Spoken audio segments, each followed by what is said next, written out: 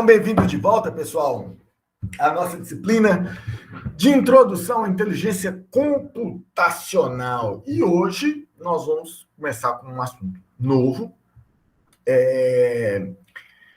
que ele é um pouco alavancado pelo assunto anterior, que foi aprendizado baseado em instâncias, mas ele é um outro tipo de outro paradigma, né?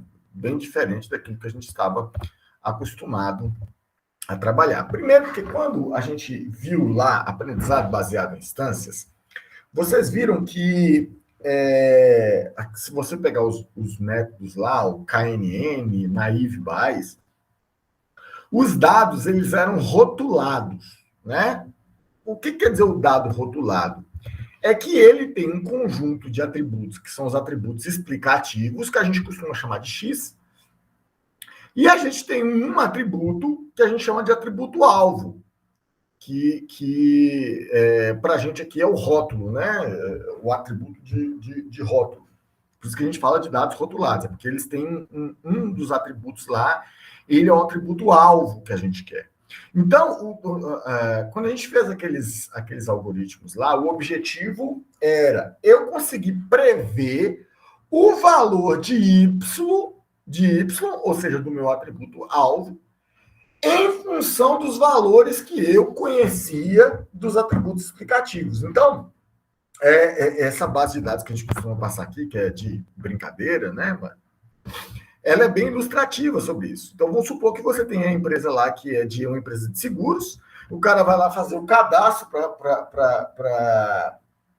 para poder contratar o seguro, só que nessa empresa de seguros, o valor do seguro ele é em função do risco que aquela pessoa tem de se acidentar.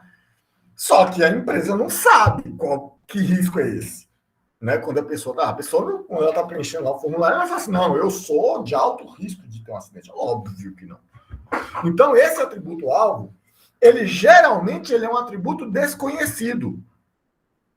Os atributos conhecidos, que são os atributos explicativos, são os outros que, com base nesses atributos explicativos, eu vou tentar prever esse atributo alvo que eu não sei. É por isso que a gente fala que a gente tem o X, que geralmente é a entrada dos algoritmos, e o Y é a saída, que é a previsão, é uma estimativa do valor correto.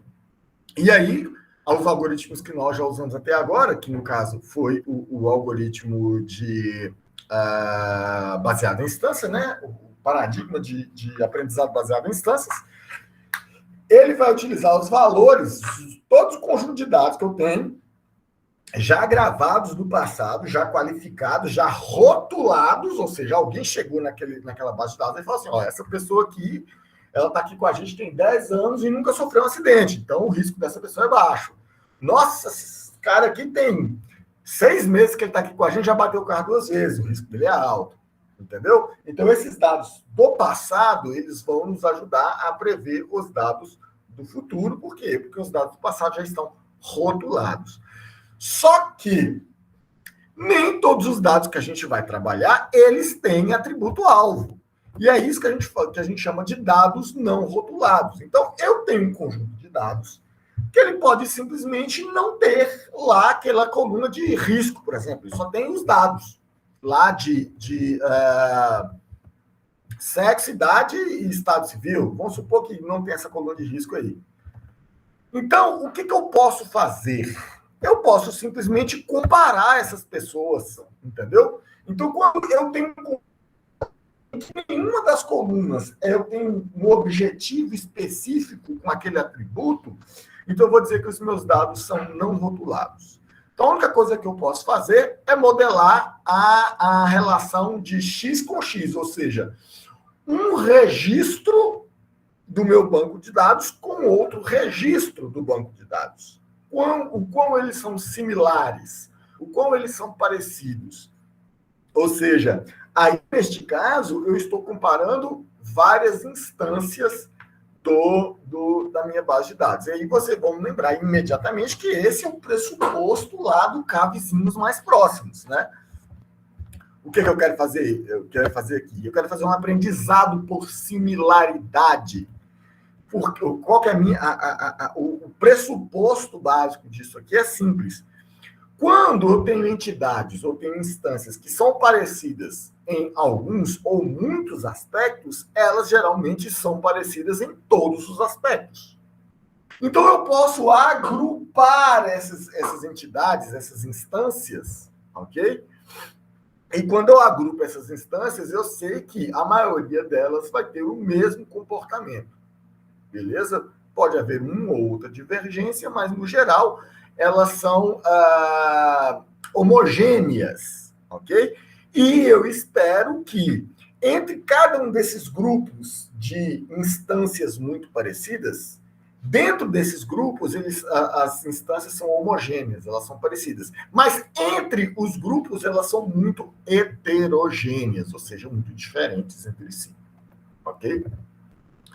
Então, por que isso é útil? Qual que é a utilidade da gente trabalhar com esse tipo de dados? Tem muitas coisas que a gente pode fazer. A principal delas é a análise de agrupamentos, visualização de dados,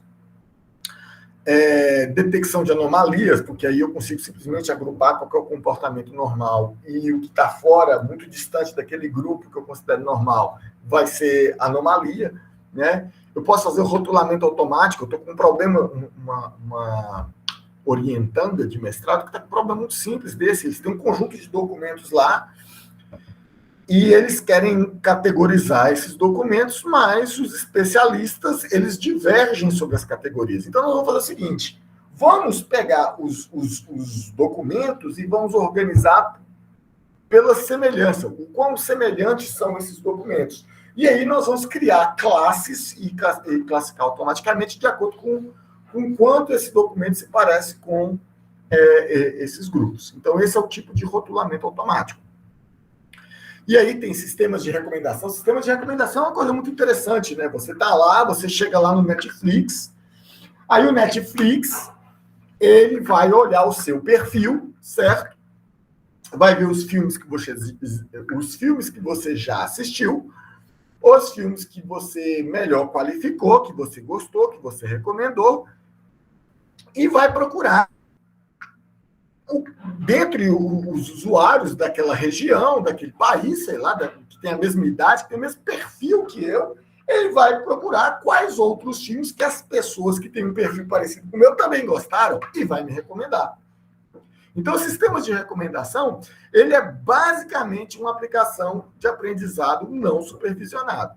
Eu quero, a partir de recomendações de outras pessoas que têm um perfil parecido com o meu, né? A partir do que outras pessoas que têm um perfil parecido com o meu, o que essas pessoas gostaram, é provável que eu também vá gostar, ok?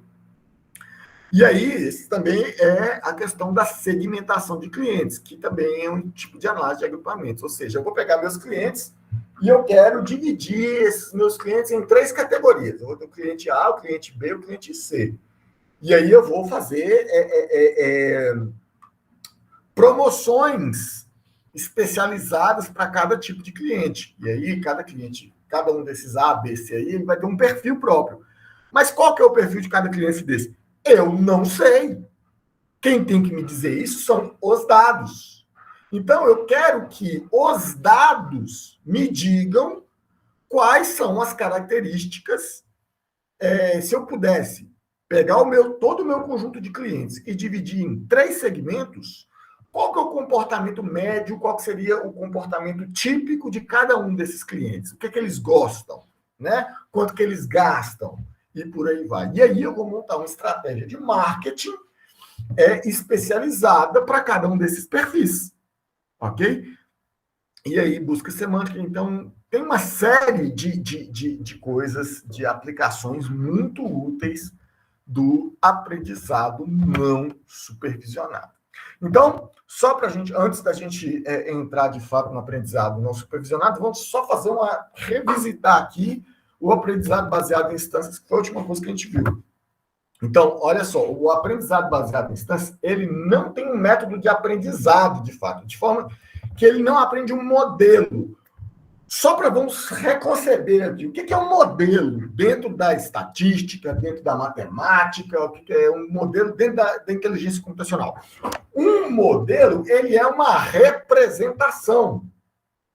O modelo, ele representa uma coisa maior. Então, ele é, de alguma forma, a síntese que descreve uma coisa maior. Então, por exemplo, quando a gente tem um conjunto, a gente está trabalhando lá no aprendizado supervisionado, e eu vou treinar uma rede neural, eu tenho um conjunto de dados de treinamento, e geralmente é gigante, centenas ou milhares ou centenas de milhares de instâncias no banco de dados. E eu vou pegar o conhecimento que está naqueles dados, compactar ele e colocar dentro daquela rede neural. A rede neural ela vai aprender o conhecimento que está representado naqueles dados. Então, por que eu falo que a rede neural ele é um modelo? Porque ela é uma coisa menor que representa o conhecimento daquela coisa maior, que é o conjunto dos dados. Certo? Um gráfico que eu faço na estatística, ele é um modelo, porque ele é uma representação sintética de um conjunto muito grande de dados. Então, o modelo da inteligência computacional, ele visa sintetizar de forma compacta um conhecimento que está espalhado em uma grande quantidade de dados. Agora, vamos voltar aqui no aprendizado baseado em instâncias. Eu tenho um modelo? Não, porque eu estou utilizando os dados. Eu estou utilizando a minha massa inteira de dados para poder fazer inferência. Então, o aprendizado baseado em instâncias, na verdade, ele não aprende. Ele só usa os dados para poder fazer inferência. Né? O modelo são os próprios dados. Né? Então, eu tenho uma consulta, que são uma instância dos meus dados descritivos, e aí eu tenho o meu banco de dados completo aqui, com tanto os dados descritivos quanto o atributo-alvo. Eu vou buscar os K-registros mais parecidos, né, que tem os atributos descritivos mais parecidos com esse meu registro aqui. E aí, ele vai, com esses K-vizinhos mais próximos, ele vai pegar quais aqui no meu banco de dados são os registros mais parecidos com esse daqui, e aí eu vou ver qual que é o atributo-alvo desses K-vizinhos mais próximos. De alguma forma, eu vou mesclar ele para estimar qual que é o atributo-alvo para esse conjunto de atributos descritivos. Então, é isso aqui que faz o K-vizinhos mais próximos. O que tem de mais importante aqui neste algoritmo? A busca pelos K-registros mais similares. E essa busca pelos K-registros mais similares, ela se baseia numa função de comparação que também chamamos de função ou métrica de distância. Beleza?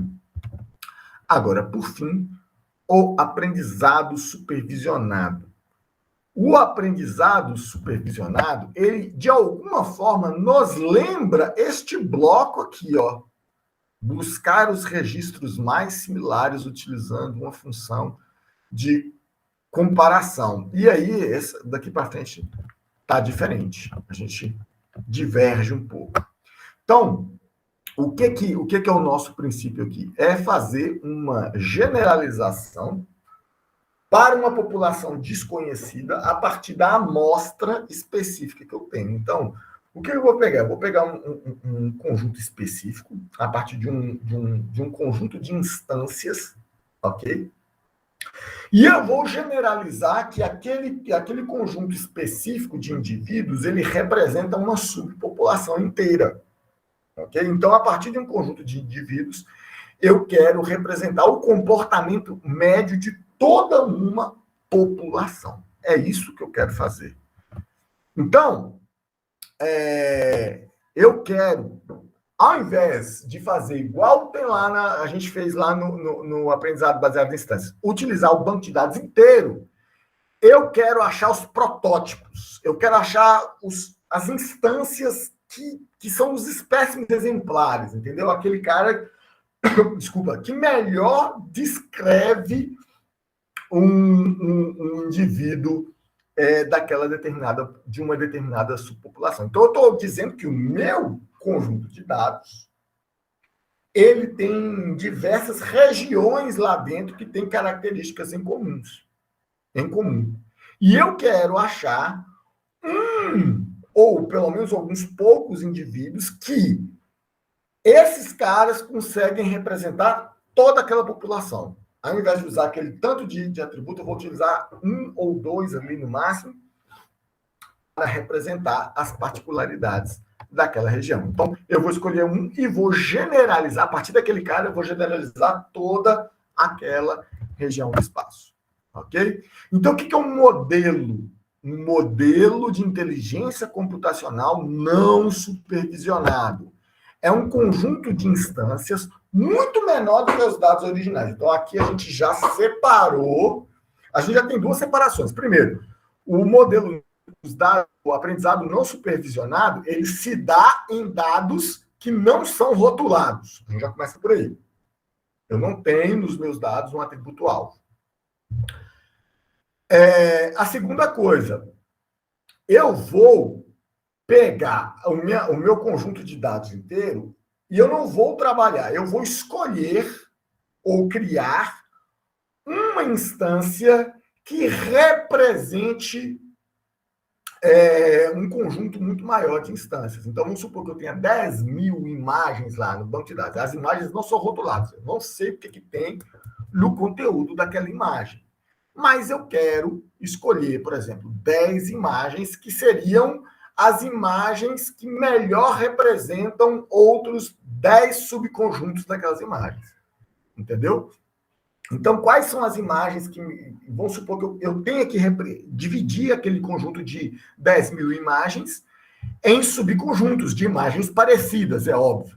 Então, qual que é a imagem que melhor representa cada um desses subconjuntos de imagens parecidas? Então, é isso que eu estou querendo fazer.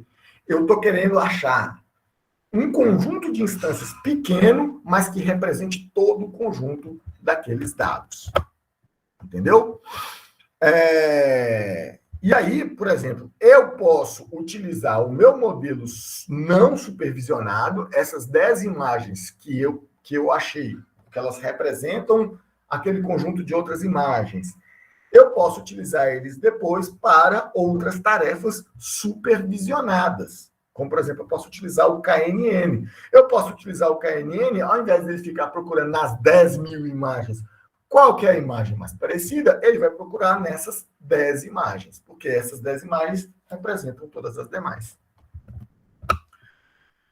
Que foi o que eu acabei de dizer, né? Podemos utilizar esse modelo de aprendizado não supervisionado para otimizar o cabezinhos mais próximos, né? Utilizando essas instâncias previamente selecionadas.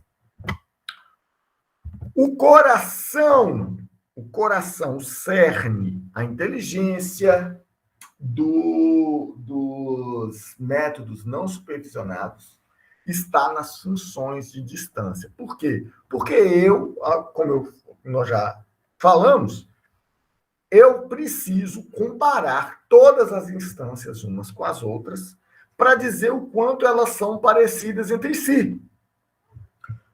E, a partir daí, selecionar só aquelas instâncias, agrupar essas instâncias pela similaridade e achar qual daquelas instâncias que melhor representa aquele conjunto de instâncias. Então, quem faz isso são as funções de distância.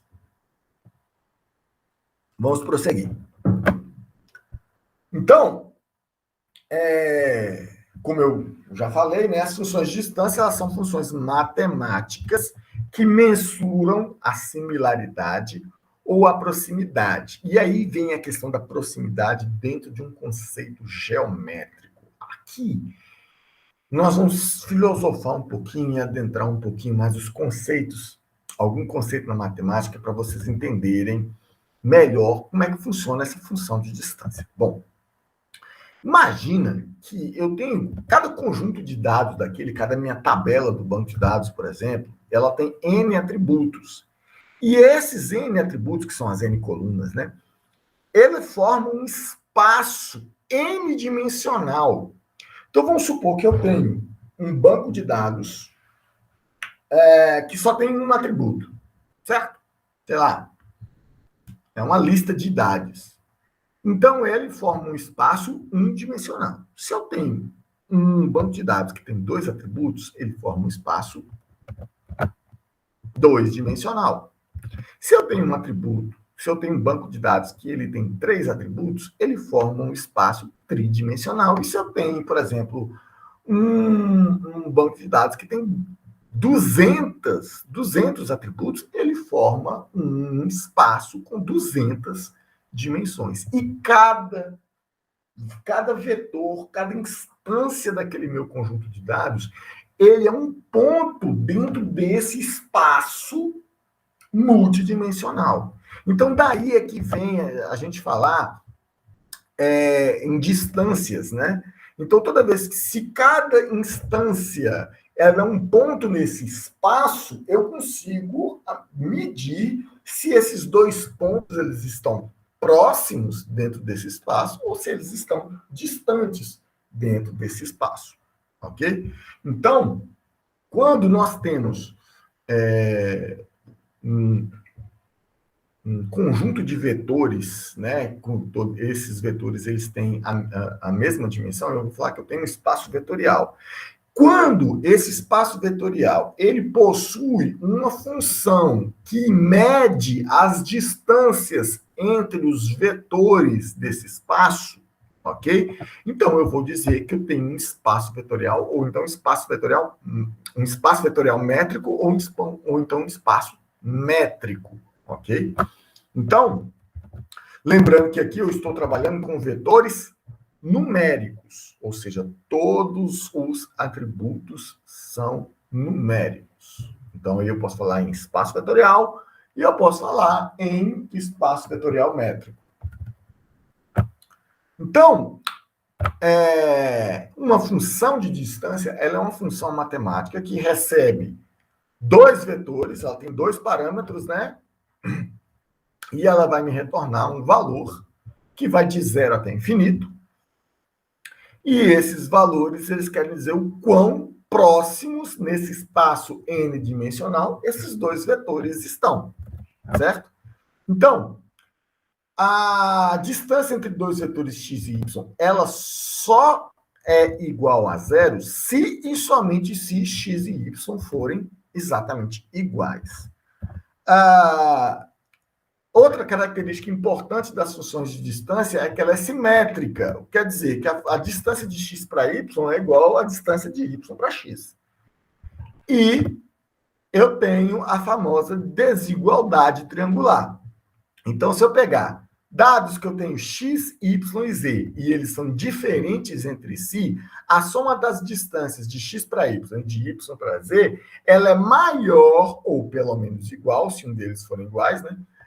A distância de x para z. Então, se x e y forem iguais, mas z for diferente, ou y e z forem iguais e x for diferente, essa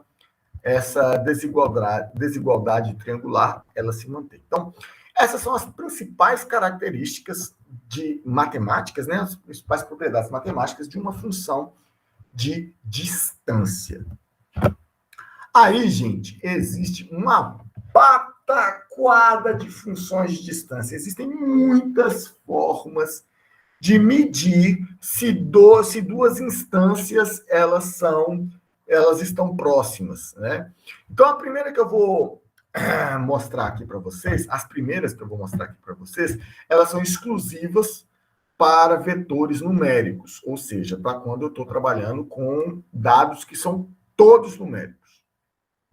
A distância mais conhecida de todas é a distância euclidiana, que também é chamada de norma L2, né? Que é a raiz quadrada do somatório do quadrado das diferenças, certo? Essa daqui, ela é a métrica de distância mais utilizada por padrão, né? Todos os algoritmos de aprendizado não supervisionado utilizam a distância euclidiana. Ela é boa porque ela é simples, mas ela tem os seus problemas também. O primeiro deles é que, o que é a distância euclidiana? ela nos mostra qual que é a menor reta possível para ligar dois pontos no espaço. Ok? Então, a menor distância entre dois pontos no espaço é uma reta. Isto se o espaço, se a geometria for a geometria euclidiana. Nem sempre, na geometria euclidiana, sim. Mas a geometria euclidiana, ela é uma geometria reta. E aí a gente tem as outras geometrias que são geometrias curvas, né? Geometrias não euclidianas. E aí, não necessariamente, a menor distância entre dois pontos ela será uma linha reta, né? Porque o espaço pode ser curvo. Por exemplo, na superfície da Terra, que é uma esfera, você não vai ter uma linha reta entre dois pontos. Você vai ter uma parábola, né? E aí, por exemplo, se eu for medir isso utilizando a distância euclidiana, eu vou chegar em um valor errado de distância. Outro problema da distância euclidiana é que, se eu tenho n dimensões, todas as dimensões têm que ter o mesmo intervalo de dados. Então, por exemplo, se eu pegar lá aquele conjunto de dados que a gente estava trabalhando e tiverem valores diferentes, a distância euclidiana ela já não funciona bem. Vou mostrar aqui um exemplo para vocês, diretamente no conjunto de dados aqui. Ops. Tá carregando aqui um minutinho.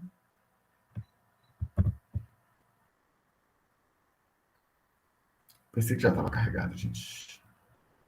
Beleza, vamos lá no início. Ok. Então, aqui, pessoal, no nosso código, eu vou mostrar para vocês alguns conjuntos de dados e as características desses conjuntos de dados.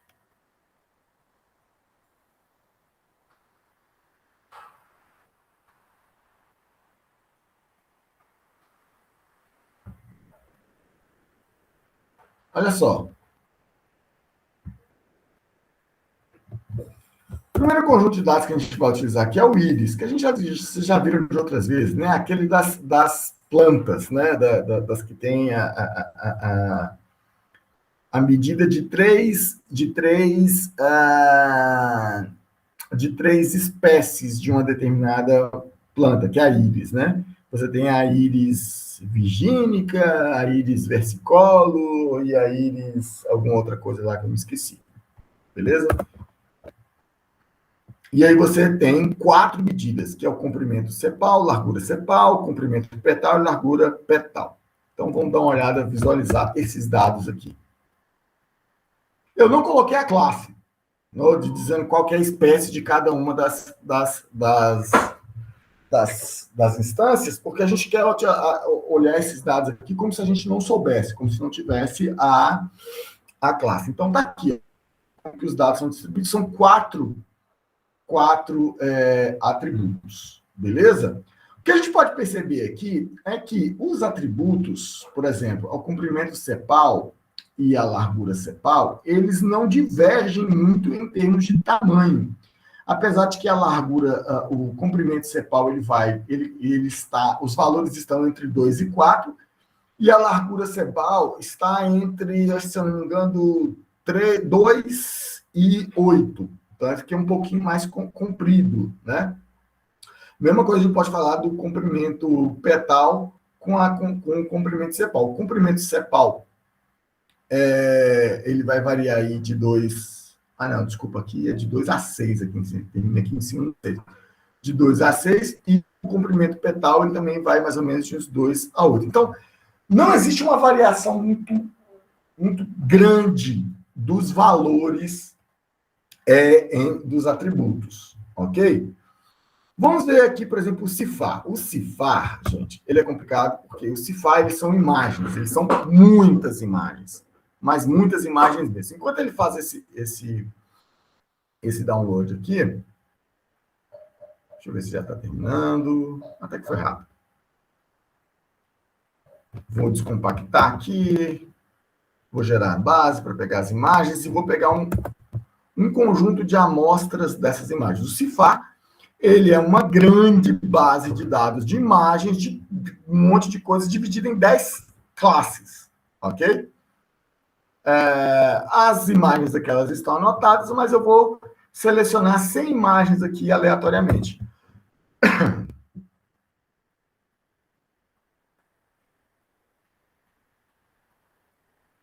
Então, vou aumentar o tamanho dessa 15, 12, para ficar melhor de enxergar.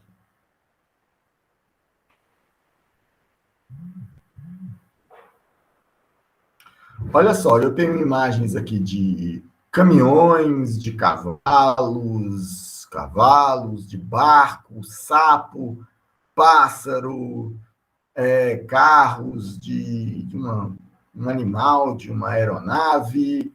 Então, eu tenho uma série de coisas aqui.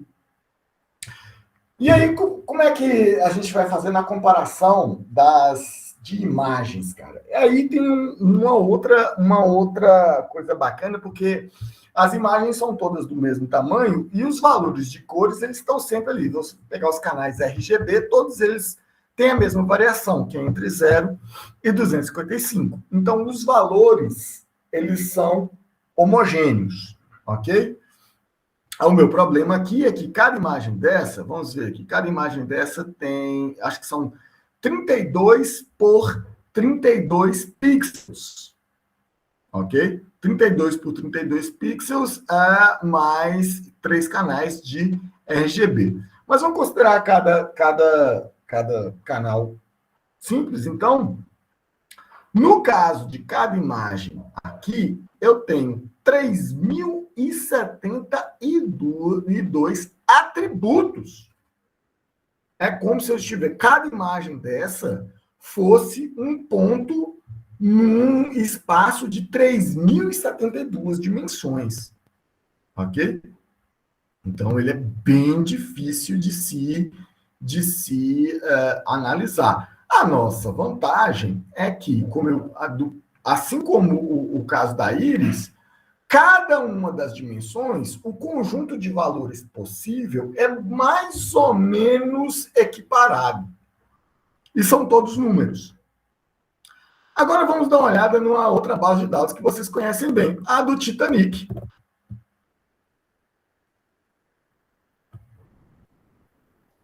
Então, a minha base de dados do Titanic, ela vai ter a classe, que é um atributo numérico, só que o atributo numérico de classe, ele varia entre 1 e 3. Aí eu tenho a idade, que varia entre 0 até, acho que, 80 anos. Olha a diferença. O primeiro atributo, ele variou de 1 a 3. O segundo varia de 0 a 80. A diferença de escala é muito grande. Aí eu já tenho o atributo sexo, que é um atributo categórico, F e M, masculino e feminino, certo?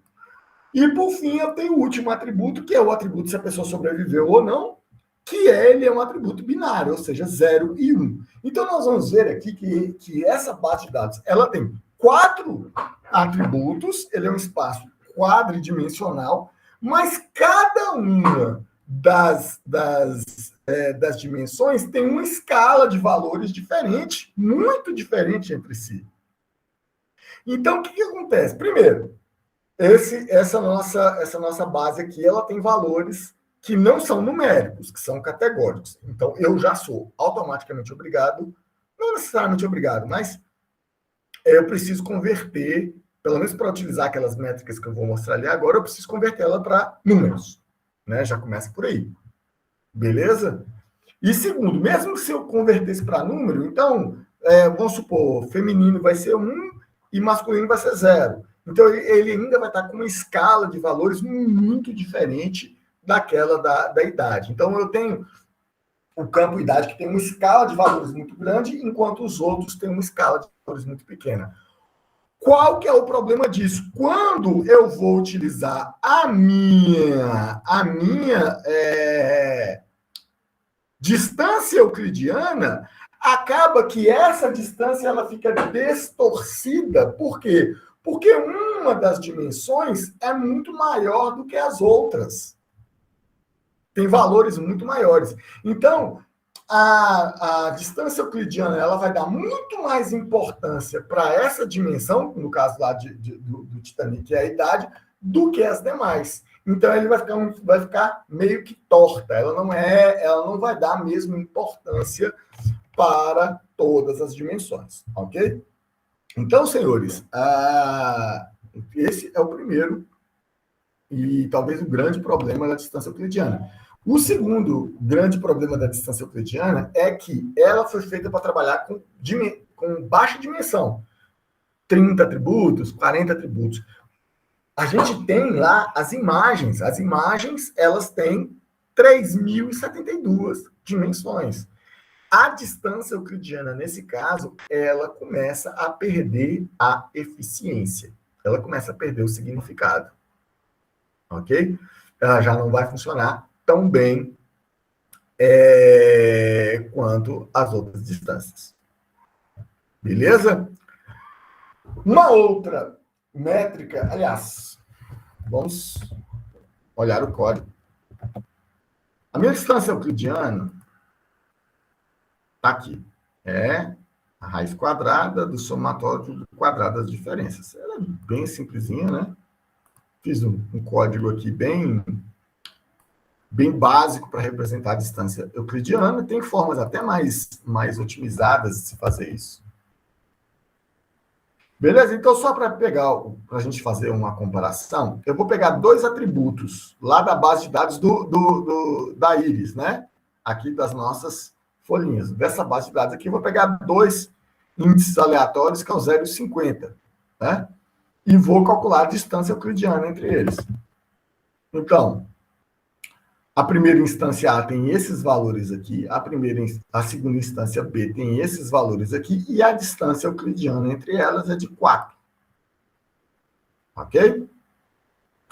Bom, vamos para o próximo, que é a distância de Manhattan. A distância de Manhattan, gente, Manhattan não é uma pessoa, Manhattan é a cidade mesmo, né? Eles chamam essa distância, se você for olhar em vários lugares, em várias documentações, eles chamam essa distância de quarteirão. Porque essa distância, a distância euclidiana, você está levando ela ao quadrado, ela faz uma curva, certo? Ela é quadrático, né? Depois por mais que você acha a raiz quadrada disso tudo. Mas a distância de Manhattan, ele pega o valor absoluto das diferenças, e ele soma o valor absoluto das diferenças, certo? E aí, é como se você estivesse andando nas esquinas lá de um. A distância euclidiana, ela vai achar o menor caminho entre dois pontos. Então, se você colocar isso dentro do mapa de uma cidade, é uma linha reta, ela vai passar no meio do quarteirão até chegar no outro ponto. É como se você estivesse andando os quarteirões, dando as voltinhas, né? Então, ele vai contabilizar todas essas distâncias absolutas. E é por isso que eles chamam ela de distância de quarteirão, né? No caso de Manhattan, que é uma cidade grande, cheia de quarteirões, ele vai te dar a distância lá que o táxi vai andar, né? Ou seja, vai andando, dando as voltinhas e não cortando pelo meio dos quarteirões, né? E aí está a grande distância, a grande diferença da distância de Manhattan para a distância euclidiana. E aí já tem uma outra vantagem. A distância de Manhattan ela já funciona melhor em altas dimensões do que a distância euclidiana. Vamos dar uma olhada aqui. A distância de Manhattan ela é apenas o somatório do valor absoluto das diferenças. Então, eu tenho aqui minha distância de Manhattan. Olha só, a distância de Manhattan, das duas mesmas instâncias, aqui a distância euclidiana delas é 4, mas a distância de Manhattan, ou seja, a soma das diferenças é igual a 6. Então, o valor é muito maior mesmo. Lembrando que a distância de Manhattan, ela também é conhecida como a norma L1, beleza? Nós temos, por exemplo, a norma L infinito, né? Ou seja, vamos supor que eu tenha infinitas, né, elevado isso aí ao infinito. O que sobressai quando eu estou comparando dois vetores? a magnitude da maior diferença entre eles. Então, a distância de Chebyshev, também conhecida como a norma infinita, ela corresponde ao valor da maior diferença. Entendeu? E aí, ela só serve para quando a diferença mais significativa é o que importa. Então, a diferença de Chebyshev, ele vai comparar as diferenças entre cada uma das posições do vetor e vai retornar. A maior diferença é essa. E essa vai ser a distância de Chebyshev. Vamos dar uma olhada no código? A distância de Chebyshev, o máximo das diferenças. Né? Bem simplesinha. Então, a distância de Chebyshev para duas instâncias lá da íris, das mesmas instâncias, 3,30. Então, olha só, a distância a distância euclidiana deu 4 para os mesmos registros. A distância de Manhattan deu 6 e a distância de Chebyshev deu 3. Entenderam? Então, não existe só um jeito de comparar as distâncias entre os vetores. Existem muitos jeitos. E cada um deles vai te dar uma perspectiva diferente. Agora, preste atenção, não acabamos.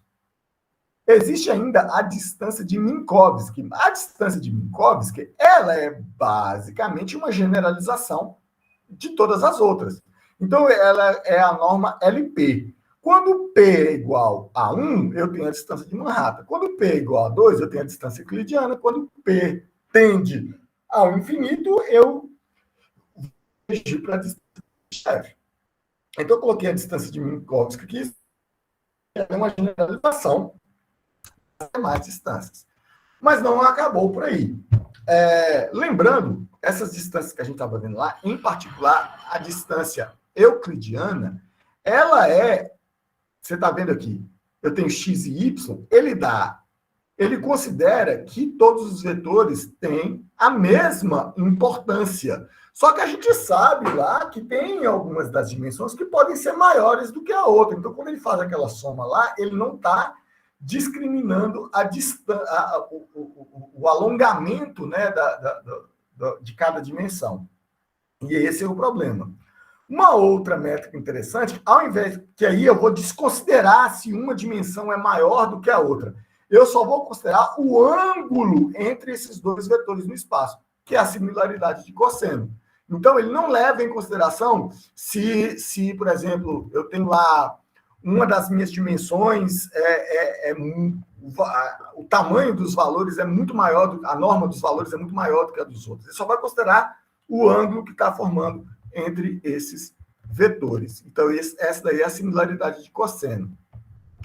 Similaridade de cosseno, que é o produto dos dois vetores dividido pelo produto da norma interna de cada vetor, ela vai te dar o ângulo em radianos entre esses dois vetores. Então, olha só. O ângulo entre esses dois vetores aqui é de 0,92 radianos. Nós ainda temos outras funções de distância muito mais complexas, mas também muito eficientes, que talvez a mais importante, mais eficiente delas, seja a distância de Mahalanobis. O que é uma distância de Mahalanobis? Ele tem essa covariância. Essa matriz de covariância, ela mostra quais são as curvaturas do espaço, qual que é a dimensão média, qual que é o comprimento médio de cada dimensão e como que as dimensões se relacionam entre si. Essa é a matriz de covariância que a gente estuda lá na estatística. Então, quando eu tenho um conjunto de dados e a partir desse conjunto de dados eu vou gerar a matriz de covariância, eu estou dizendo o quanto, na média, que um atributo varia em relação ao outro, como que eles se relacionam. Então, a distância de Mahalanobis, ela utiliza essa matriz de covariância para poder dilatar o espaço e dar uma importância equivalente para todas as dimensões. Ok? Só que nós não vamos aprofundar aqui na distância de Mahalanobis, porque existe uma série de outros né, de outros conhecimentos necessários e por aí vai.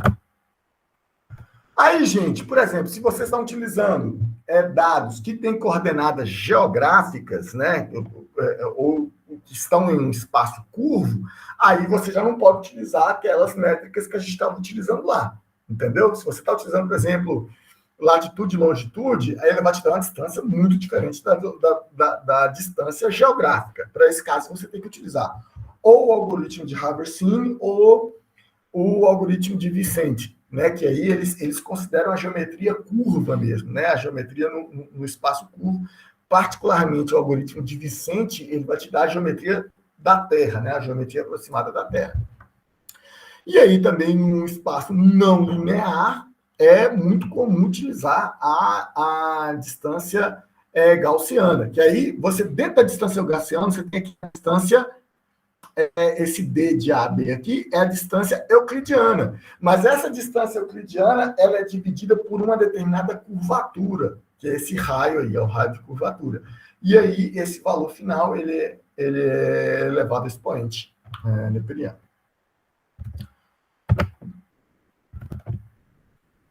O problema é que a gente não está lidando só e tão somente com vetores numéricos. A gente vetores também categóricos, como que a gente viu lá na base de dados do Titanic. Então, aí eu preciso trabalhar com outro tipo de espaço, que é diferente do espaço métrico, que é o de espaço vetorial, que são os espaços topológicos. E aí, o vetor no espaço, e aquele espaço ele é contínuo, ele já não existe mais. Eu tenho um conjunto de objetos e eu tenho alguma forma com que esses objetos eles se relacionam. Então, eu tenho uma função que diz quem é vizinho de quem nesse espaço, quem que é igual a quem, entendeu? Então, eles não são números. Aí eu utilizo esse espaço topológico para generalizar, por exemplo, grafos, conjuntos numéricos, uma série de outras coisas. Então, aqui eu tenho, por exemplo, para trabalhar com strings ou vetores de dados categóricos, a distância mais comum que existe é a distância de Hamming. A distância de Hamming, ela é muito simples. Ela vai somar um... gente, isso aqui está errado, viu? Desculpa. Isso aqui é o contrário.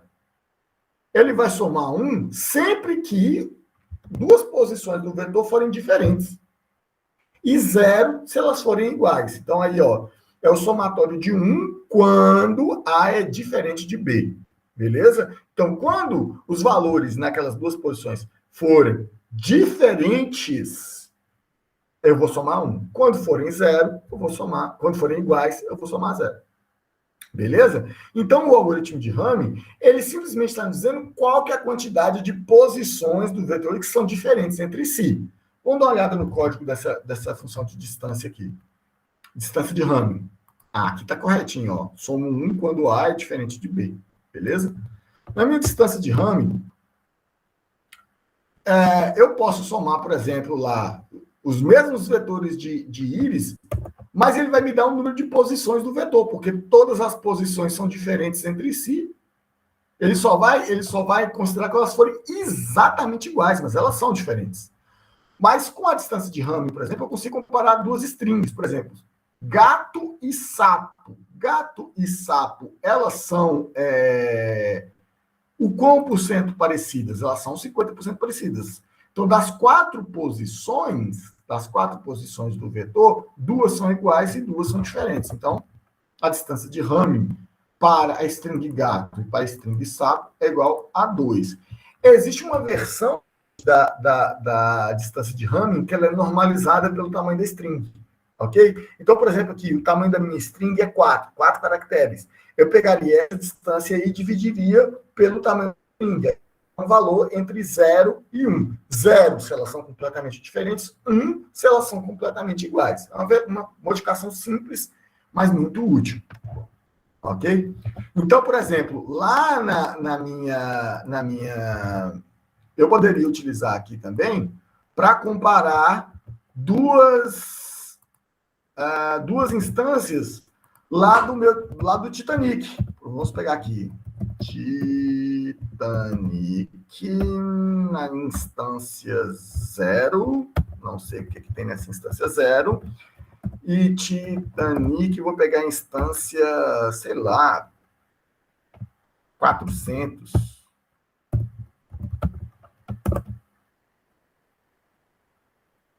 Eu já processei, já, né?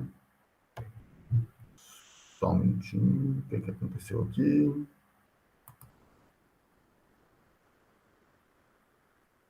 Olha aqui. A minha instância A, ela é da primeira classe, 29 anos, uma mulher, e ela sobreviveu. A minha instância B era uma pessoa da segunda classe, 23 anos, homem, e faleceu. Qual que é a distância de Hamming entre elas? 4, porque elas são completamente diferentes entre si.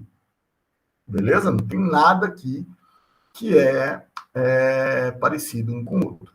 Então, a distância de Hamming é a distância mais comum para a gente trabalhar com vetores que são categóricos, beleza?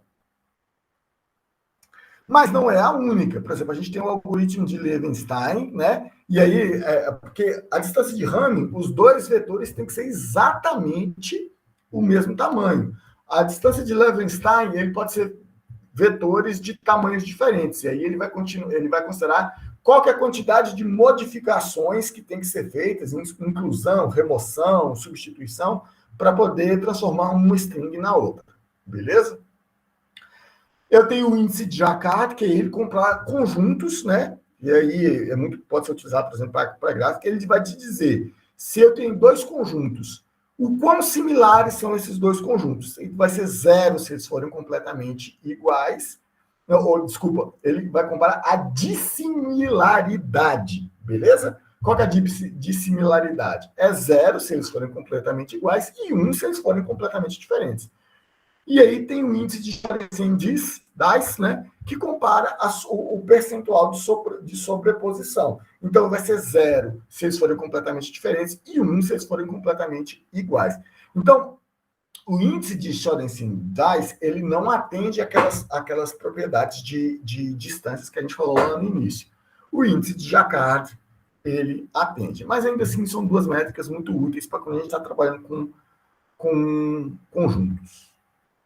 E, por fim, quando a gente está trabalhando com gráficos e a gente quer comparar se dois vértices eles são parecidos, né? A gente tem a distância geodésica, que é a distância mais simples, né? Ou seja, qual que é o tamanho do menor caminho dentro do gráfico entre esses dois vértices.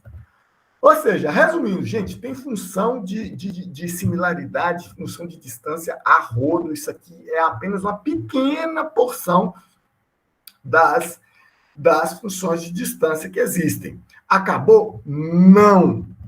Uma coisa que nós vimos aqui é que essas daqui são as distâncias para dados categóricos. As anteriores são as distâncias para dados numéricos. E quando eu tenho lá no caso do Titanic, que eu tenho uma mistura de dados numéricos e de dados categóricos, mas eu quero tratar os dados numéricos como dados numéricos e os dados categóricos como dados categóricos, né? O que eu fiz ali quando eu comparei a distância lá para os dados do Titanic? Ele considerou todos os atributos categóricos, o que é errado, porque a classe é um atributo numérico e a idade é um atributo numérico. Então, 50% dos atributos são numéricos e 50% são categóricos. O que eu faço nesse caso? Aí, quando os dados são heterogêneos, a gente tem o Heterogeneous Euclidean Overlap Metric, ou a REOM. O que ele vai fazer? Ele vai fazer um for para todas as dimensões, e aí, se A e B eles são nulos, A ou B eles são nulos, ele vai adicionar 1. Se A e B eles são categóricos, aí ele vai utilizar a distância de Hamming para comparar os dois. Se A e B eles são numéricos, aí ele vai utilizar a distância euclidiana e no final ele soma todas as distâncias. Beleza? E aí ele faz uma métrica que ela contempla tanto os dados categóricos quanto os dados numéricos. Vamos dar uma olhada nessa parada aqui. Opa! Só um minutinho. Fiz uma bobagem aqui. Já voltei. Pronto. Então, vamos dar uma olhada aqui na distância de Neon. O que foi que aconteceu aqui? A distância de RAM é muito simples, né? Como eu falei para vocês, eu não estou considerando aqui o caso dos dados nulos, já limpei eles aqui, porque os outros algoritmos que a gente vai utilizar, eles não aceitam dados nulos. Então, eu já limpo os dados nulos, né? Então, eu não vou nem considerar isso aqui. Eu vou passar um mapa aqui de parâmetro, dicionário, certo? Falando quais, nesse dicionário, eu vou ter qual a função que vai ser utilizada e o índice de cada uma das dimensões, de cada um dos atributos. Então, ó, a função, por exemplo, a função distância euclidiana vai ser utilizada para o atributo 0 e 1. A distância de Hamming vai ser utilizada para os atributos 2 e 3. A distância de, sei lá, a distância de cosseno vai ser utilizada para os atributos 5 e 6. Beleza? O que eu estou fazendo? Eu posso utilizar todas as distâncias anteriores e adaptar elas para a natureza dos meus dados. Ok? Então, aqui no caso do Titanic, por exemplo, eu vou pegar duas instâncias, eu utilizei, foi qual? 400 lá no outro? 400. Instância 400 aqui. 400. Beleza? E aí eu vou dizer que eu vou utilizar a distância euclidiana para o atributo 0, classe, para o atributo 1, idade, e vou utilizar a distância de Hamming para o atributo 2, sexo, e para o atributo 3, que é se a pessoa sobreviveu ou não. Vamos ver qual que é a distância Rheon para essas duas instâncias. 8.08 alguma coisa. Olha só, ela é maior do que nos visa supor aqui a distância de Hamming. Porque a distância de Hamming só considerou quantas posições estavam diferentes. E aqui eu tenho 4 posições, as 4 posições estavam diferentes. Aqui eu sei que tem 2 posições diferentes, que é o feminino e masculino, sobreviveu ou não sobreviveu, mas tem essa distância aqui no espaço. Ok? E aí ele está considerando todas essas questões. Então, a EON ela pode ser mais importante do que ela é mais interessante a distância de Hamming puramente, ou simplesmente converter os atributos todos para valores numéricos e utilizar a distância euclidiana. Beleza? Bom, o que a gente faz com isso? A gente já chegou aqui na metade do tempo da aula. Só para resumir o que a gente viu aqui até agora, o aprendizado não supervisionado, ele vai se basear em comparar as instâncias dos dados e dizer se elas são similares, próximas no espaço, ou se elas são muito diferentes, ou seja, distantes no espaço, e que a parte mais importante, uma das partes mais importantes do aprendizado supervisionado são as diferentes funções ou métricas de distância que são responsáveis por comparar as instâncias. E a gente viu que tem muitos tipos de métricas e cada uma delas com um objetivo diferente. Ok?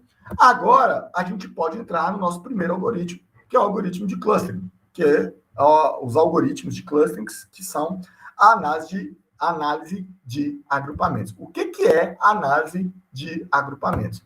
Análise de agrupamentos, gente, ou clusterização, é eu pegar os dados e dividir esses dados em vários conjuntos, onde cada um desses conjuntos, os membros desse grupo, eles são muito parecidos entre si e eles são muito diferentes com os membros de outros grupos, ok? Ou seja, ele minimiza a distância média entre todo mundo que está dentro do mesmo grupo e maximiza a distância média entre todo mundo que está dentro de um grupo com os dos outros grupos, certo? Ou seja, quem está dentro de um cluster, de um grupo, ele é muito parecido, mas a distância, a diferença de todo mundo que está dentro desse grupo para os outros grupos, na média, é muito grande. É isso que eu estou dizendo. Então, existe uma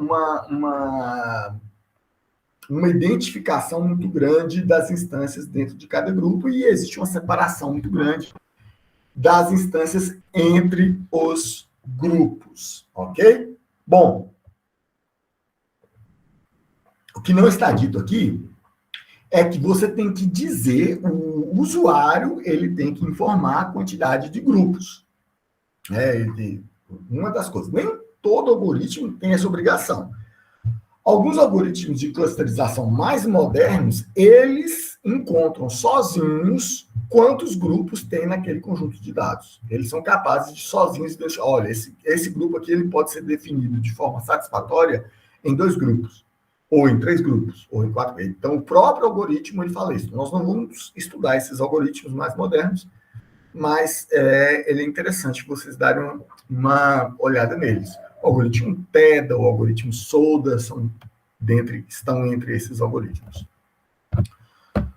O primeiro algoritmo que a gente vai ver de clusterização é o algoritmo de K-médias, sendo que K é a quantidade que você vai informar para ele, o número de grupos que você quer. O que faz o algoritmo de K-médias? Primeiro, e antes de mais nada, eu vou inicializar K conjunto, K clusters, né? K pontos médios, que a gente vai chamar de centros. E esses valores, eles são inicializados aleatoriamente. Eu jogo os valores quaisquer lá dentro desses centros, ok? Depois começa o loop mesmo do algoritmo. O que eu faço?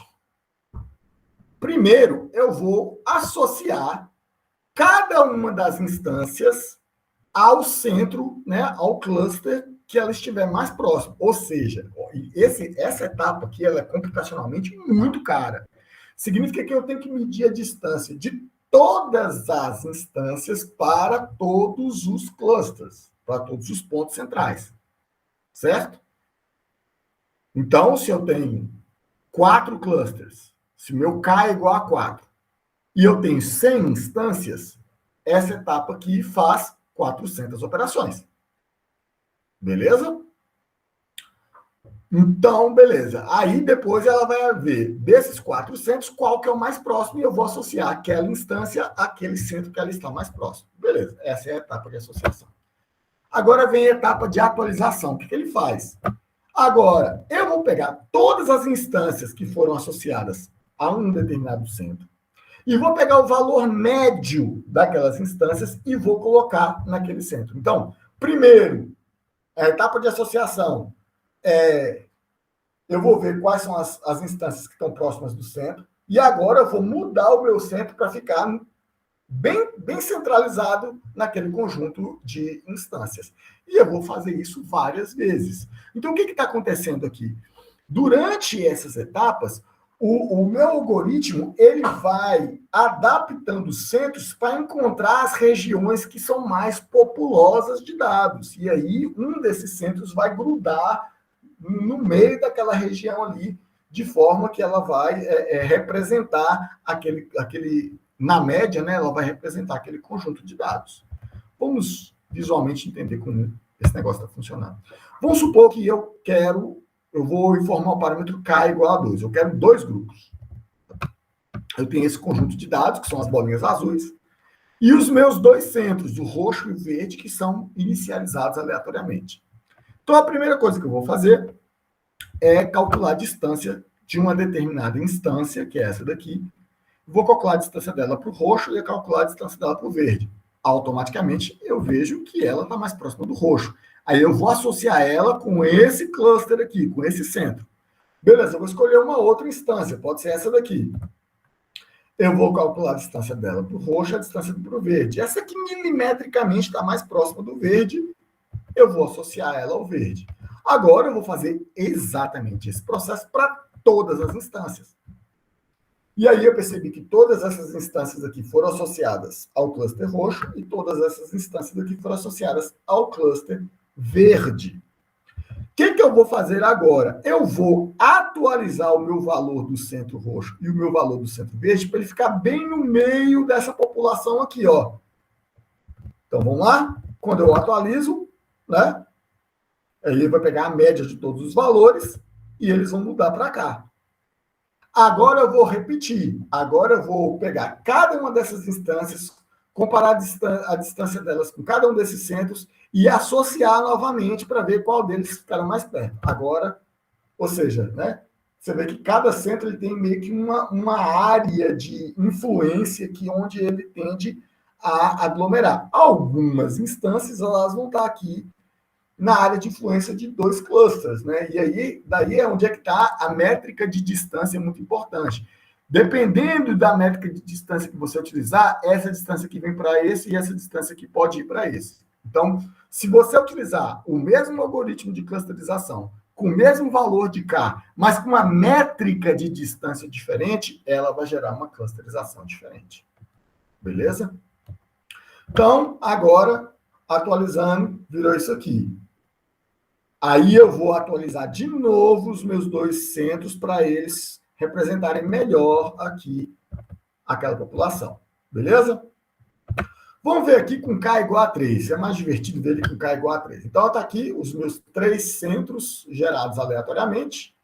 O roxo, o verde e o vermelho.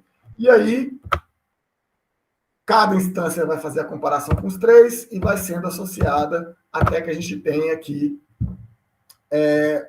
as instâncias todas associadas a um dos clusters. Agora, eu vou atualizar os clusters para ficar no centro da população dos registros que eles representam, e eles mudaram a posição. Agora eu repito o processo de novo. Aí vocês viram que o vermelho já engoliu uma galera maior do que o verde? Então, com o passar do tempo, os clusters eles vão mudando de lugar. Olha, eles começaram aqui, foram atualizando, depois eles vão mudando, e a cada iteração, eles vão mudando até que eles estabilizam em uma determinada região. E aí eles vão ficar por ali, dificilmente eles vão mudar de posição. Aqui parece que já é a posição estável deles para K igual a 3. E dificilmente, nas próximas iterações do algoritmo, eles vão mudar de posição aqui. Vamos lá? Vou fazer aqui com K igual a 4. Olha só, eu tenho agora o cluster roxo, verde, o amarelo e o vermelho. Então, a primeira distribuição foi essa. Depois da atualização, foi essa. Depois de mais uma atualização, essa. E depois eles vão estabilizar aqui em 4 regiões. Então, tem clusters grandes, tem clusters pequenos, é assim mesmo. Então, outra coisa que é interessante notar é que os clusters, eles não têm o mesmo tamanho, não. Negativo. Um cluster sozinho pode representar 10.000 instâncias e um outro cluster pode representar 5. Acontece. Isso, quem é que manda? Quem manda nisso são os dados. Então, ele é um algoritmo não supervisionado. Logo, é a densidade das regiões do espaço dos dados que estão mais densas é que vão agrupando os centros. Beleza? Ok, então vamos dar uma olhada. Aliás, vamos dar uma olhada nesse algoritmo aqui, que é o algoritmo de K-médias. Então, aliás, vamos voltar aqui. Eu esqueci de explicar o algoritmo, a parte matemática do algoritmo. Desculpa. Então, só repetindo, eu tenho a etapa de inicialização, inicializo os centros com valores aleatórios. Eu tenho o loop principal, a etapa de associação, cada instância com os dados com o centro mais próximo, e a etapa de atualização. Então, isso na matemática. Eu inicializo aleatoriamente os centros, passo o contador com o número de repetições, né, de iterações que eu quero. Para cada instância do meu conjunto de dados, eu tenho que calcular a distância daquela instância para cada um dos centros e achar o centro que tem a menor, que minimiza essa distância, beleza? Então, isso aqui é um loop de tamanho n, né, sendo que n é o número de instâncias, número de registros. E depois eu tenho um loop de tamanho k, ou seja, para cada centro, eu vou pegar o valor médio dos valores de todas as instâncias que estão associadas para ele. E vou fazer esse loop aqui várias vezes. Então, eu tenho a etapa de inicialização, a etapa de associação e a etapa de atualização dos centros. Bem simples. Então, gente, agora podemos ir ao código. Está aqui. Eu tenho aqui eu passo o K, que é o número de centros, os dados, a quantidade de iterações e a função de distância que eu vou utilizar. Por padrão, eu vou utilizar distância euclidiana. A primeira parte aqui é a etapa de inicialização. Etapa de inicialização. Aqui, olha só, eu acho os valores médios de cada dimensão dos dados, depois eu chamo um gerador de números aleatórios que tem o valor, o centro naquele valor médio, mas que tem um desvio padrão. E ele vai gerar um centro aleatoriamente naquela região ali. A partir daí começa o meu loop principal. Está aqui o meu for, número de iterações. Eu tenho a etapa de associação. Eu vou calcular a distância de todos os dados para cada um dos centros. Está aqui o meu vetor de distâncias. Vou achar a menor distância e vou dizer qual daqueles clusters que aquela instância, qual daquele cluster que daquela instância está associada. Depois eu faço o contrário. Eu vou pegar aqui nos meus índices, né, localizar todas o índice da instância, né, em que está associado com cada um dos grupos, e aí eu vou gerar o valor médio, né, de todas as dimensões, de todas as instâncias que estão naquele grupo, e aí reinicia de novo. Está aqui. Gente, isso aqui é uma implementação que é para vocês lerem depois, estudarem, entenderem. Não é uma implementação padrão de indústria. Isso aqui ela foi feita com propósitos educativos. Tem como você fazer todas essas operações aqui de forma matematicamente mais eficiente. Eu deixei dessa forma para que vocês consigam entender o que está se passando. Beleza? Então, nós vamos aplicar aqui agora o caminhos com os dados da Iris para 3 clusters, certo? 20, eu acho que não vou colocar 20, não. Vou colocar, é bem rápido, né? Vou colocar 20 aqui. Eu vou utilizar a distância euclidiana primeiro. Euclidiana, ok? Distância euclidiana, 3 clusters. Vou rodar ele aqui. São poucas instâncias, então ele roda super rápido, né? Beleza? Vou plotar aqui. Então, olha só. O meu centro vermelho, o meu centro azul e o meu centro verde. São os 3 clusters que eu escolhi. Beleza? Aqui o gráfico está de, se eu não me engano, comprimento petal por largura petal. Né? Lembrando que aqui você está vendo que tem uma confusão, mas são 4 dimensões. A gente só está utilizando 2, só está olhando por 2 dimensões. Se a gente estivesse olhando por dimensões diferentes aqui, provavelmente ele mostraria uma informação diferente. Por exemplo, vamos olhar aqui as dimensões 2 e 3. 2 e 3. A mesma informação, só que dimensões diferentes. Tá aí. Aqui nós estamos olhando a largura e comprimento petal. Tá aqui os clusters e as suas distribuições.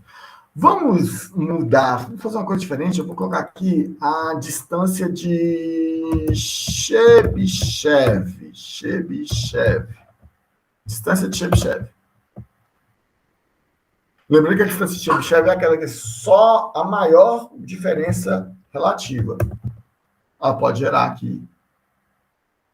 Ela já gerou uma clusterização diferente. O cluster está mais para baixo aqui e tem mais diferenças aqui para baixo. Então, para cada distância que eu utilizar aqui, vamos ver qual outra distância interessante que tinha aqui. Foi a distância de... Ramin não vai fazer sentido nenhum aqui. Foi a distância de cosseno. Engraçado, nunca testei a distância de cosseno aqui. Cosseno.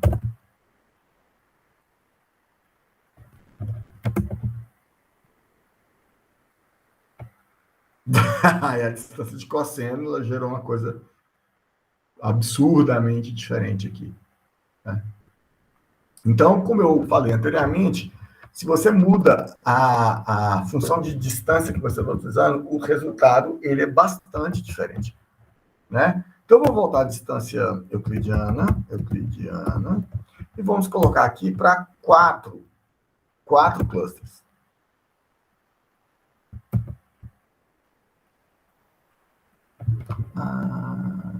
Distância, o que foi que aconteceu? Key error, 3. É porque eu não tenho 4 cores aqui. A minha cor número 4 vai ser orange. Isso, pronto.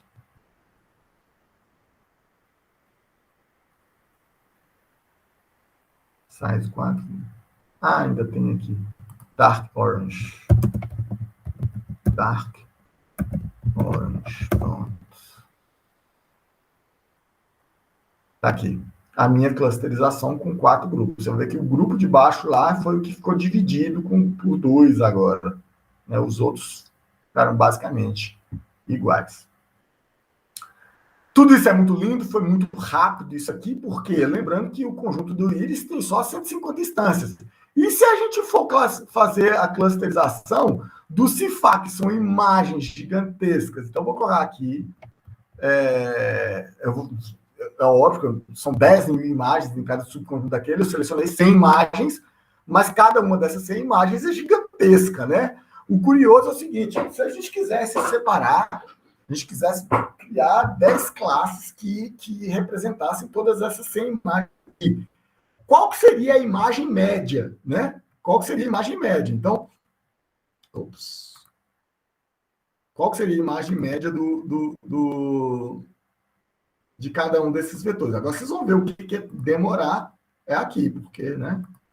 Então, lá daquelas 20 amostras, eu vou querer só 10 iterações e 10 clusters. Partiu.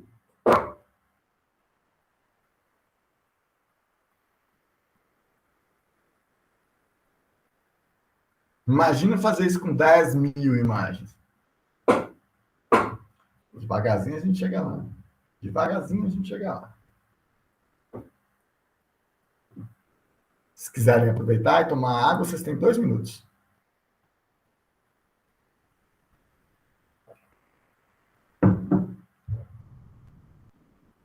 Ah, eu coloquei só 10 iterações, então não tem 10 minutos mais não. Vamos visualizar os valores dos clusters? Olha só. Aí você me pergunta, professor, que diabos é isso? São imagens médias. 12. Deixa eu ver se eu consigo aumentar o tamanho das imagens aqui. Quero ainda mais. Caramba, fiz bobagem. Para. Uma grande bobagem aqui.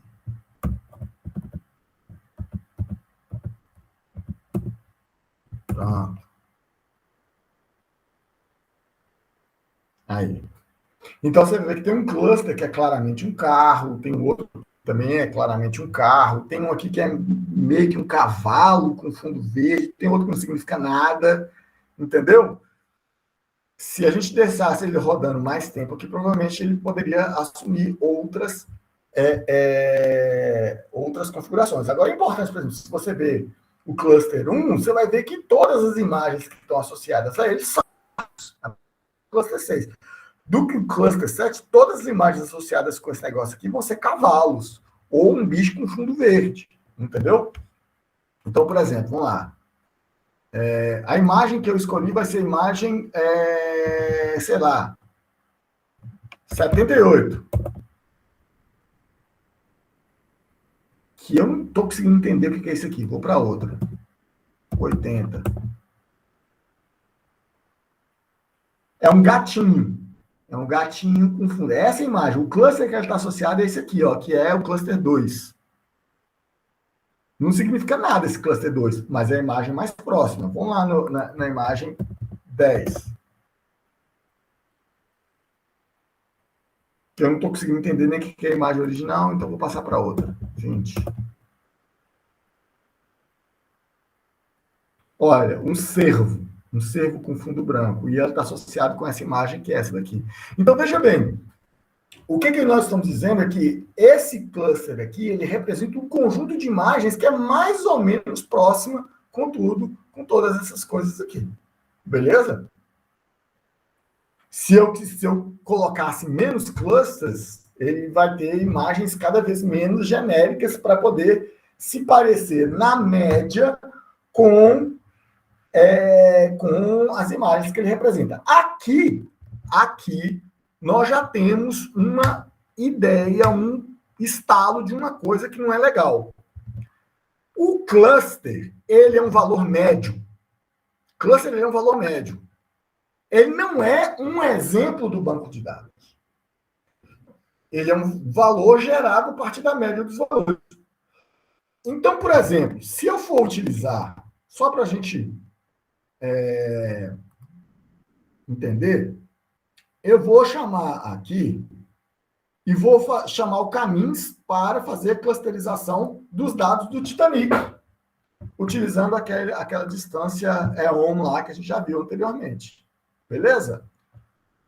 Só que para eu lidar com os dados do Titanic, eu preciso normalizar os dados. Então, eu vou pegar os dados do Titanic e vou projetar o atributo da classe no intervalo 0,1, o atributo idade no intervalo 0,1, sendo que 0 vai ser 0 anos e 1 vai ser 80 anos. Aqui, classe vai ser 0, vai ser primeira classe, e 1 vai ser terceira classe.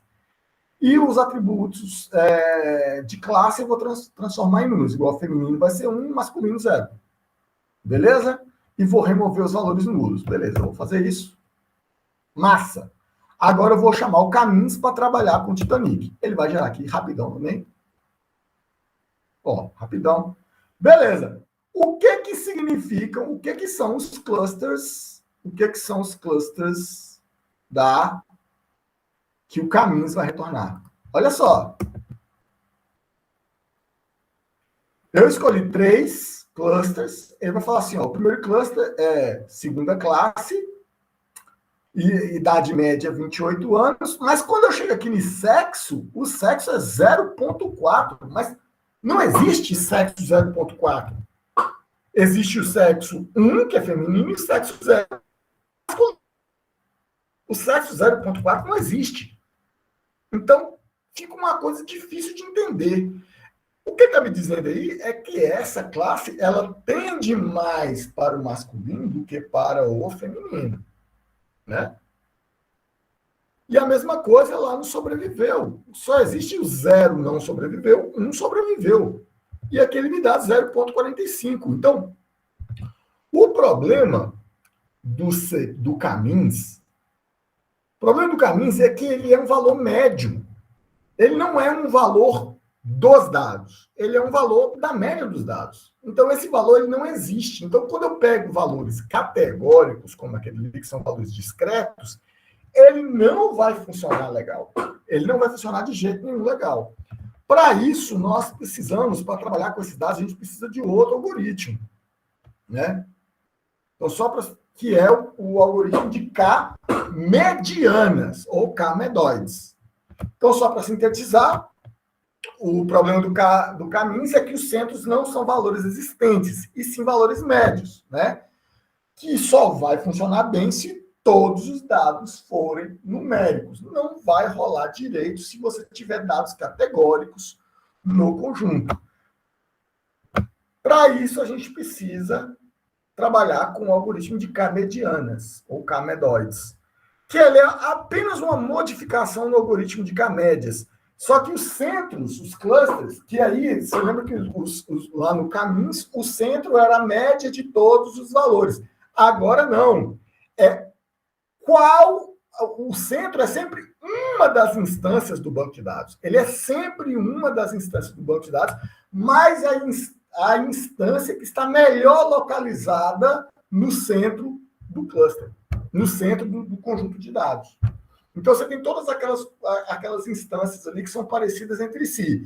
Qual que é a instância que está mais no centro delas aqui? Aquela que tá mais bem colocada, mais próxima de todas as demais. Então, esta é a mediana. Né? Então, tem uma diferença aí da média para a mediana. Então, a mediana, né, você... Na matemática lá, você pega um conjunto, ordena ele do menor para o maior, aquela instância que está no meio do conjunto é aquela que está na distância igual do mínimo para o máximo, ela é a mediana, né? É o conjunto que... Nossa, dependendo, Jesus Cristo. Então, gente, dependendo da distribuição dos dados, a média e a mediana, elas são iguais. Depende da distribuição dos dados. Por exemplo, nos dados que são normalmente distribuídos, da distribuição normal, a média e a mediana são iguais, mas nem sempre isso acontece, certo?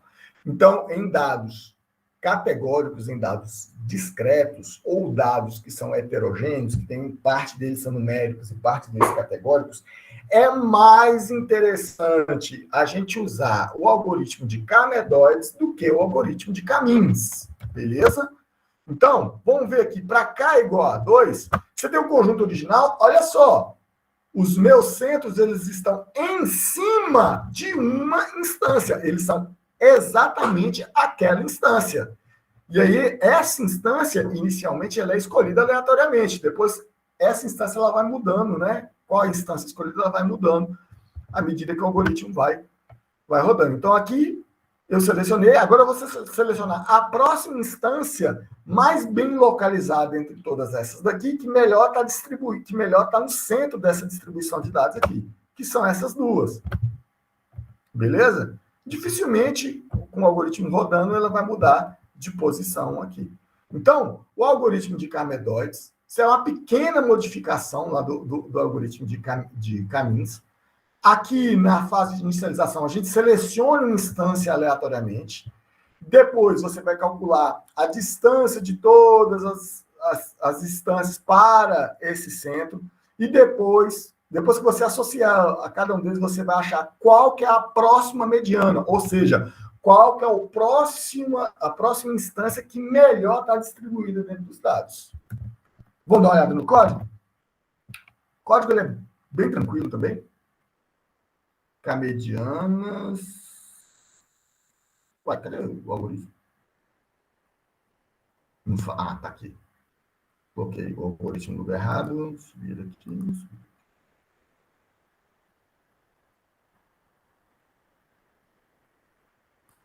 Pronto, tá aqui.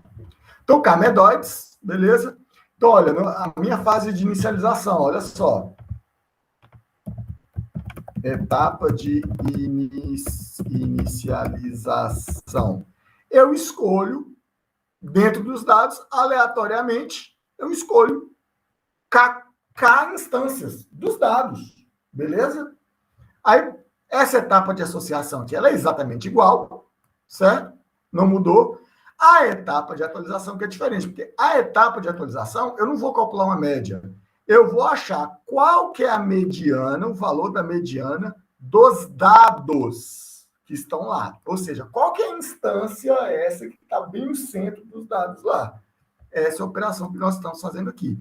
Aí o meu próximo centro vai ser a instância que, dentre as que estão associadas àquele cluster, é a que está mais localizada no centro. Aí eu atualizo e vou fazendo isso novamente. Então, vamos executar isso aqui para os dados do Titanic. Agora nós vamos rodar o K-Medoides, beleza? Mesma coisinha.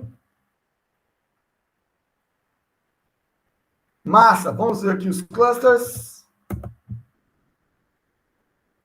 Agora ele me gerou 3 clusters e os clusters, eles têm os valores corretos. Então, olha, o primeiro cluster, segunda classe, idade 30 anos, masculino, esse cara morreu. O segundo cluster é o cara que estava na terceira classe, tem idade de 24 anos, era uma mulher e também morreu. E tem o último cluster, que é o cara da segunda classe, com média de 25 anos, que é mulher, mas que sobreviveu. Então, essas três instâncias aqui são são as que melhor descrevem as divisões naturais, a estrutura natural dos dados, ok? Então, eu consegui emergir essas 3 instâncias dentro de todo o conjunto de dados e são essas 3 que melhor descrevem o conhecimento que está lá nos dados. A gente poderia executar aqui também, fazendo uma brincadeirinha que nem estava prevista aqui inicialmente, que é fazer o K-Medoides para as amostras do CIFAR. Né? Opa, esse aqui, vou colocar aqui. Caminhos camedóides.